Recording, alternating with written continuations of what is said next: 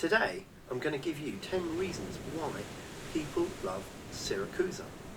This is a historic and former capital city found in the southeast corner of Sicily.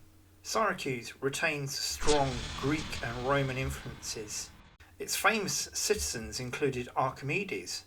Ortygia is listed as a World Heritage Site by UNESCO. The Roman statesman Cicero described Ortygia as the greatest Greek city and the most beautiful of them all. To learn more about La Bella Sicilia, consider subscribing. Syracuse was founded around 730 BC by Corinthian Greek settlers. Profiting from a power struggle in Syracuse, Gelon made Syracuse his capital, and the city flourished culturally, economically, and became a military power at a time when it built a new Greek theatre. In the 5th century BC, Syracuse allied with Sparta to fight Athens. The spectacular rise of Syracuse caused an inevitable clash with Carthage, who also ruled the west of Sicily. Gelon allied with Theron of Agrigento to defeat the African army of Hamilcar at the critical Battle of Himera. Hieron I beat the Etruscans in a crucial naval battle at Cumae in the Bay of Naples in 474 BC. Hieron expanded Syracuse. His court was a cultured and literary place, attended by poets including Pindar. Syracuse in this period was now of a similar size and importance to Athens. In 415, Athens sent a Greek army to Sicily. Syracuse narrowly survived the siege with Spartan support. In the late 4th century BC, despite ferocious campaigns, Dionysius made Syracuse the most powerful Greek city and built the Euryalus fortress, as well as walling Ortygia.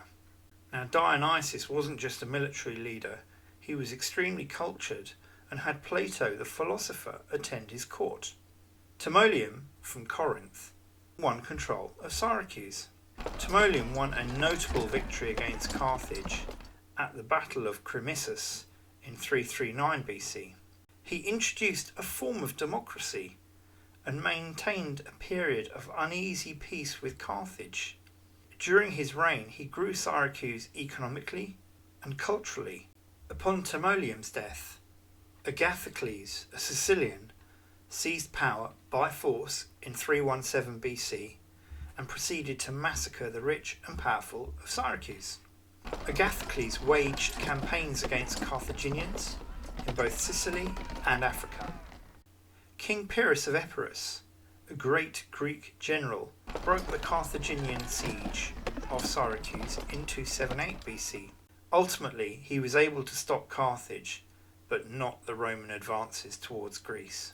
Hiero II rose to power in 275 BC.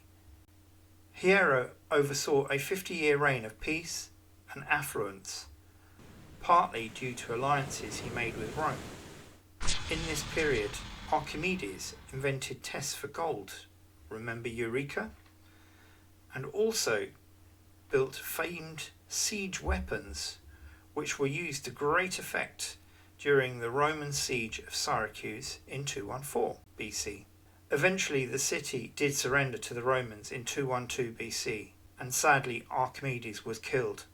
Paul of Tarsus brought Christianity to the city. Christians were persecuted in this period, and sizable catacombs were carved. San Lucia of Syracuse, a Christian martyr, was killed in 304 AD.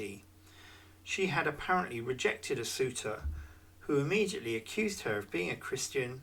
Her eyes were gouged out before she was put to death. Emperor Constans II of the Byzantine Empire ruled from Syracuse. Syracuse did indeed fall in 878. In this period, Palermo, formerly Panormus, became the capital of Sicily instead of Syracuse. The cathedral, the Duomo of Syracuse, was converted into a mosque, and Ortigia was rebuilt in an Islamic style. However, trade and culture continued as before. A famous resident in this period was Ibn Hamdiz, a famous Arab poet. Some of his work was recently put to music by the Italian musician Franco Battiato. George Maniakes, the Byzantine general, took Syracuse in 1038. Arab resistance in Syracuse to the Normans of Roger I of Sicily eventually did collapse in 1085. An infamous ruler of Syracuse was Alemanno da Costa, a pirate ruler from Genoa.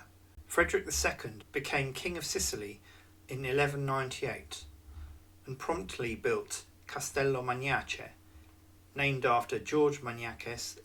The people of Syracuse supported the Aragonese and throughout the government of Charles of Anjou and the Angevin ruling classes in 1298. Syracuse has suffered heavily from natural disasters, not only earthquakes but also plague. The earthquake of 1693 devastated Syracuse. Rebuilding proceeded in the Sicilian Baroque style, for which now southern Sicily is rightly famous. The people of Syracuse took part in the failed Sicilian Revolution of 1848. Syracuse was heavily bombarded by both the Allies and the Germans in 1943. The Allied invasion of Sicily, Operation Husky, led to the 8th Army under General Montgomery capturing Syracuse. The port of Syracuse was subsequently used as a naval base for the British Royal Navy. In the modern era, Val di Noto is enjoying a tourism boom due to publicity of the Montalbano TV series.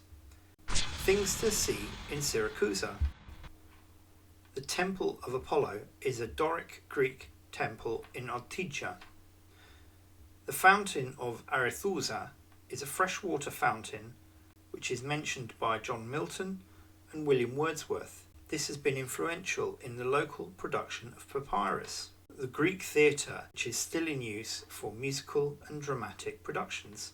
Nearby you can find Orecchio di Dionisio, the ear of Dionysus, as well as the Roman amphitheatre. The Fountain of Diana, or just get lost in Ortigia. I'm going to tell you about some famous citizens of Syracuse. Rosario Gagliardi, a leading architect of the Sicilian Baroque period. Concetto Lobello, a referee who holds the record for refereeing the most games in Serie A.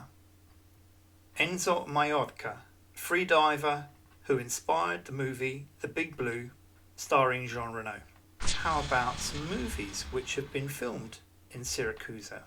The movie Malena, starring Monica Bellucci, was part filmed in Syracuse.